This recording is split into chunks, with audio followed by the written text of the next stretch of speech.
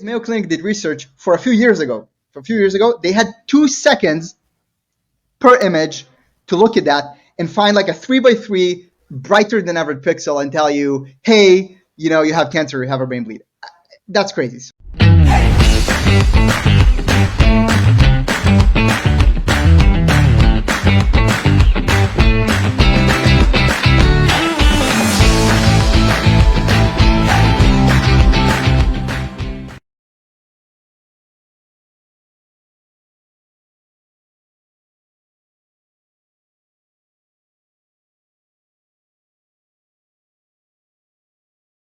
Elad Wallach, thank you so much for joining me on 20 Minute Leaders. How are you today?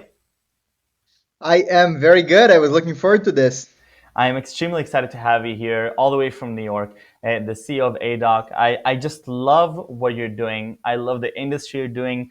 Now that I'm, as a young entrepreneur, thinking of what type of venture I want to do later on, this is pretty much, the story that I want to be able to tell both to my employees, to my family, to my friends, to my girlfriend. So first of all, thank you for making such a positive impact on the world. And I'm going to let you tell more about aidoc in a second. But first, take me all the way back to your army days. You're in Talpiot. What is that like? Yeah, so Talpiot, for those that don't know, Talpiot is considered one of the most elite technology units Right. in Israel Ministry of Defense. It's a very limited group of people. It's about 30 to 40 folks every year, and it was one of the most intense periods in my life. And I'm an entrepreneur now, so it tells something. Of course. Um, as part of the program, I served for a decade in the military of defense. So, as most people listening to this might know, us Israelis, we all have to serve in the military. I've been fortunate to sign up for a decade when I was 18 to be A able to apply decade. for this program. Well, I'm rounding up. Uh, Of course, but no, but I think that one of the most inspiring things I think that I'm observing through this show, first of all, is the non-linear career pathways that people have, and I think that a lot of people, especially today, at Stanford, I'm seeing this rush, this urgency to go and conquer, and if you haven't made $1 billion by the age of 24, then you're not really relevant. But the truth is that at the end, in order to build really meaningful things like what you're doing with aidoc, you need the mature experience, and I'm sure that those almost 10 years as part of the IDF really served you well. Tell me a little bit about what you actually did. Now, you went to the Israeli Air Force and you started going into artificial intelligence. That's also not the most common path for somebody serving in a military. yeah, so as part of the program, I was very fortunate. The idea of the program is for us to innovate technology in the Ministry of Defense. So I've been put in the Israeli Air Force when they didn't even know that they want to do AI. It was kind of like, let's do some technology innovation. Let's build up a team of top PR grads. Um, and we it was actually kind of like doing a startup in the military, Right. because we started going around and speaking with folks and seeing what are the needs, and AI started kind of building up. It was the beginning of kind of the technological revolution with machine learning becoming much more prominent, and so many use cases popped up, and it was so. At those days, I must say, I really enjoyed the service because on the one hand, it was starting something from fresh, but it was very, very technologically advanced, working with academia and taking all this cool stuff that were on the shelf, but making them, operational and making an impact. So that was kind of how the service looked. And at the end, it grew up to be, now it's a whole department. So I'm very fortunate to be there when it got started. Amazing. And so you finished Talpiot, and how do you even get into health tech? Because what you're doing here, regardless of the fact that it's leveraging deep technology and you're going really into artificial intelligence, you really are going into a very difficult industry that has a huge barrier to entry, right? There's a huge upside and huge impact to be made. But what leads you towards healthcare? Yeah, and it actually all ties to the Talpiot roots. So let's imagine me 18 years old for a second. I was this, pretty nerdy kid. Not a lot of, let's say, awareness into what I want to do. I just, I knew I'm good with computers. I enjoyed that. I enjoyed solving problems. Um, and to be honest, I was a bit, let's say, what is a cocky at the time, but I knew I was the smartest kid in class, right? It's always like you learn that way. And you go into Talpiot, and basically the first thing you learn is that you're finally not the smartest kid in class. You see there are people much smarter than you. So you learn humility. I think that's a very important lesson. Right. And the second thing I was kind of drilled with is that we have talent and we need to use it for a good purpose. And it's something that they kind of drilled us to the core of our DNA. And I must say that if, when I was 18 years old, I didn't really think about what I want to do with my life, with my capabilities. After finishing the army, I knew like I want to be in an area where I make an impact, where I feel the impact, and when I do the world some good. So that was the That was the goal. overarching thesis when we started this. Yeah. What we call the gimel gimel. So you know that you want to make a positive impact on the world. You know that you want to leverage deep technology and the convergence to the field of radiology and using artificial intelligence. How come? So people, sometimes give lectures to kind of early entrepreneurs. They ask me, did you have the idea? Isn't that the idea is all important with a startup? For me, well, I didn't have an idea. What I had is a team. So I had my two co-founders, which were awesome, and just knew I want to do healthcare. That's the only thing I knew, and we kind of started going very deep into that domain. So we had this. I remember we kind of, we were sitting on some beers. Was late at night. We had got this whiteboard with a ton of ideas. Like I 20 love that. ideas, and we started. There is this framework called the Lean Startup. The Uh one huh. the so we started vetting what are the risks for any of them, and we started narrowing those down. We had a doctor, Dr. Galliani, who joined us at that point in time. So we kind of started going through the ideas together and starting validating, what works and what not. And aidoc definitely wasn't the first. I think it was the fourth or the fifth in the list.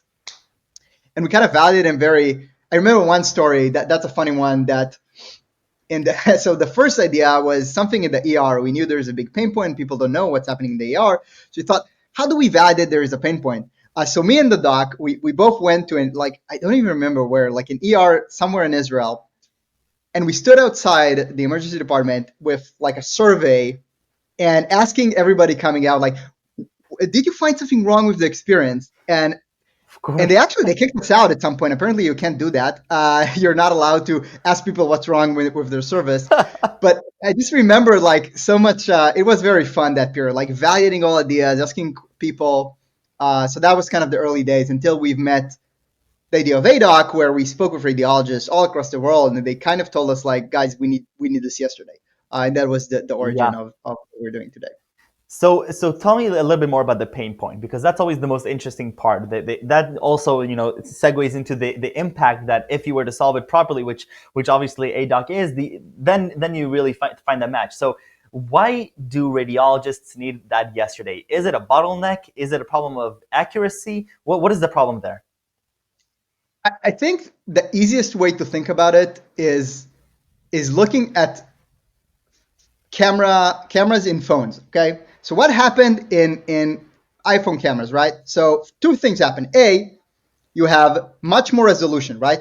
So we have much more data per image. And the second Hmm. thing, everybody's now doing images, right? Everybody's doing a selfie. And the same thing happened with radiology. So we had cheaper, faster scanners, more demands. We have like more images. And not only that, the resolution of those scanners is 10x versus a decade ago. So we Right. have this massive overload of data. And you need specialized people, radiologists. They're doing amazing job, really. They need to go through all of this massive amounts of data, mountains of data. They grew 10x in the last decade, and give you interpretation. Nowadays, Mayo Clinic did research for a few years ago. For a few years ago, they had 2 seconds per image to look at that and find like a 3 by 3 brighter than average pixel and tell you, hey, you have cancer, you have a brain bleed. That's crazy. So that's the pain point we have in radiology today.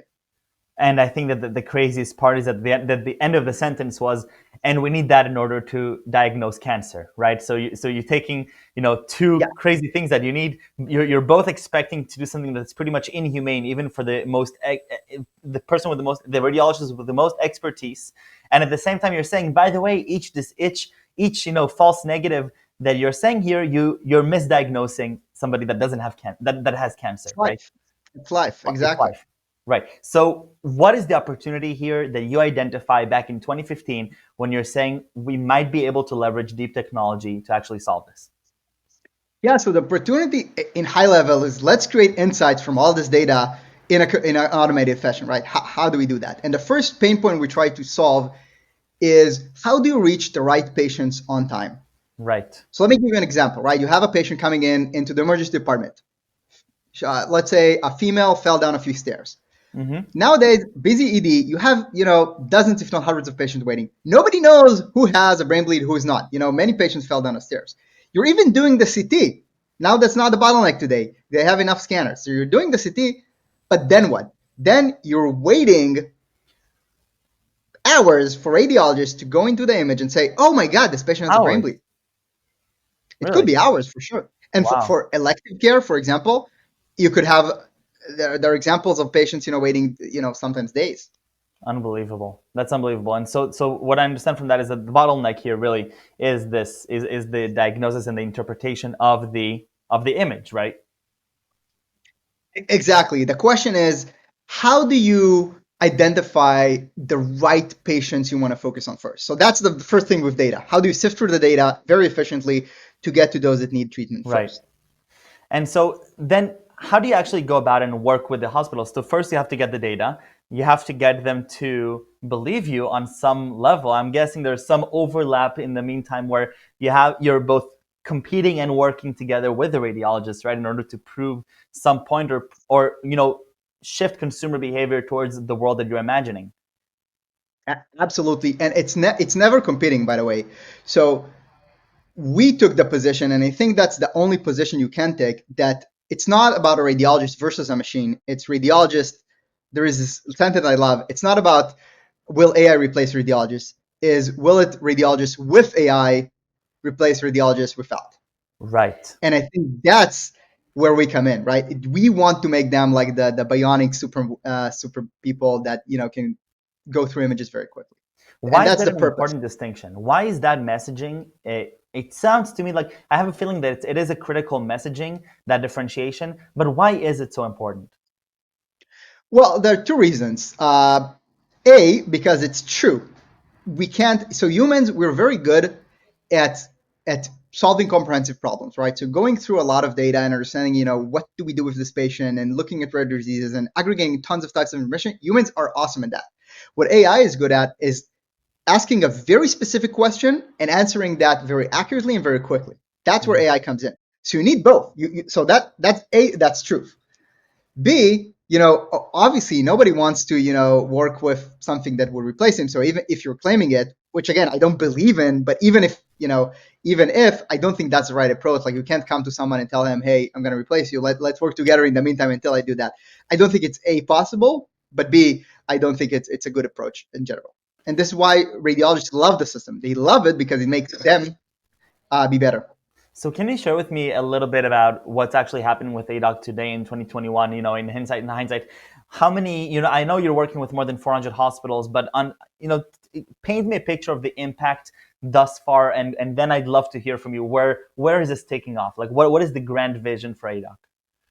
So this last year, even though COVID was pretty crazy, I must say, we've quadrupled in sales, and if I think about company trajectory, so we got the first FDA clearance only 2 years ago, so early Wow. 2019, right?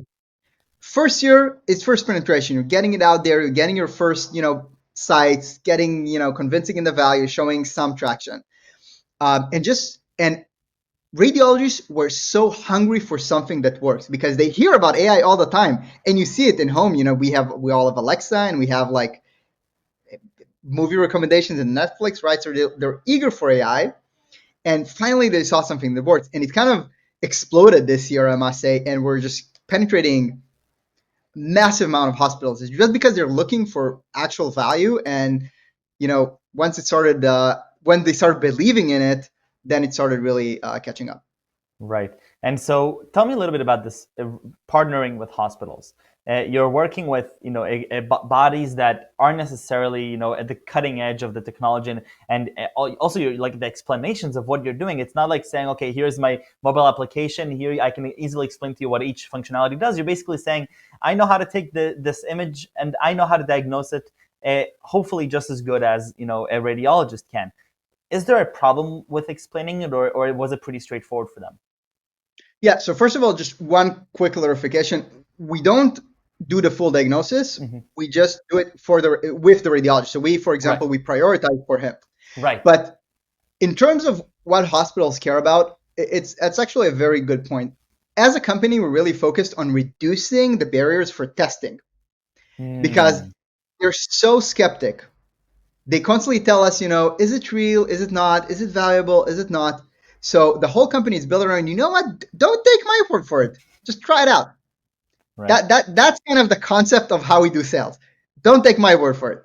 And once you do that, then I think that's the key. What we found in hospital sales: reduce the barriers, and then create highly measurable value. So those are kind of the two steps, because even if you get in the door, it's hard to really understand the value if you're not measuring it. So the measurement part and understanding what is the impact you do is also key. So showing them, for example, that you reduce priority, showing them you reduce length of stay, that waiting time in the ED. Those are like critical things for them to see, to be really convinced and be able to spend money on this.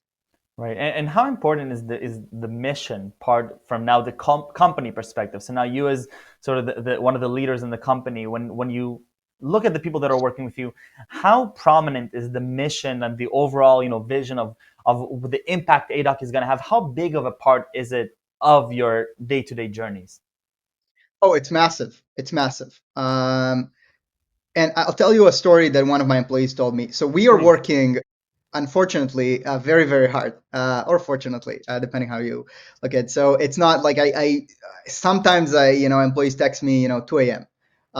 We do maintain some work-life balance, but sometimes it's necessary. We're serving, 24-hour critical.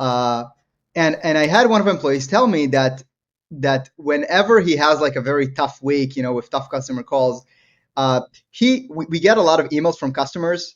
For example, like about a patient's life was saved, and like a doctor telling us a story. We get like two of those a week on average. And like he tells me he has this kind of a scrapbook, a virtual scrapbook with all of those, and kind of reviews them over the weekend to kind of get him back energized. And I think it's, even medical device companies, I don't think that what I love about specifically what we do is that you really feel the immediate impact. I think all companies Right. add a lot of value, don't get me wrong, but I think feeling that immediate impact is awesome. And hearing like that story of patient that really got different care because of you, I think it's that's what we're all about. I think that's incredible. And when I look at what type of company I want to build for myself, or the types of companies that I'm truly excited about, I think that at the end it's about that impact. It's about really being able to wake up every morning, and you don't even have to explain yourself like why you're doing what you're doing. It's so obvious. And one of the things that I've been mentioning to a lot of my friends, one of them, Jor Berman from Innovation Endeavors, I told him Yeah. that I'm starting to think, and one of the things that I told myself as sort of a rule of thumb, no matter what company I build, it has to be in a huge market. And the second rule is when I explain what the company does, within the second sentence, I need people to say, "I'm in. I love what you're doing." And I think that what you're representing here at aidoc, and there's nothing to explain. I mean, it's obvious. It's a huge problem. It's a huge opportunity, both business wise, but it's making a huge impact on people. So thank you for all the amazing work you're doing. Elad, I have to in the last 2 minutes we have, I have to pick your brain. Young entrepreneurs, what would you tell them? What would you tell a young entrepreneur just starting their journey? Granted, you've done deep technology. Now you're the CEO of a hugely hyper growth company. What key advice would you say? Get a mentor. Hmm. That's so key. Get a mentor, and don't. It just I have a few people that I admire and help me in my journey, and they taught me so much, especially for starting entrepreneurs. you really have to have this backup, this guidance. It really helps tremendously. Hmm. So that's like number one tip I would say. And two, get the right co-founders. And it's it's easy to say I can't find the right person, so how about I start with somebody that I have potentially less fit? No, there's so you're gonna have so many challenges, and the trust.